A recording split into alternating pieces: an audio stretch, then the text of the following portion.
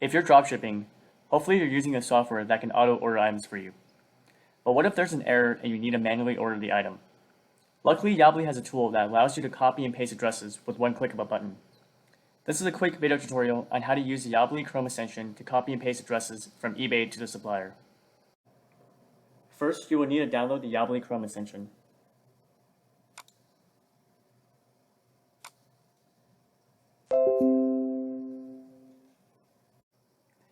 Then go to your sold items and find the order that needs to be fulfilled manually.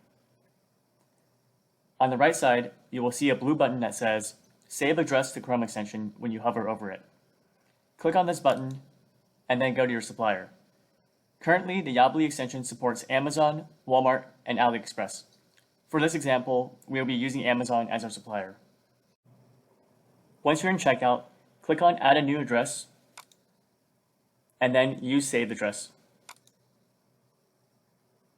The buyer's information should be populated. Then click on Use this address and complete the checkout. And that's how you use the Yably extension to copy and paste addresses. This should save you a good amount of time depending on how many orders you need to fulfill manually. If you found this content useful and would like to get started with dropshipping, please consider using my referral links below. Thank you.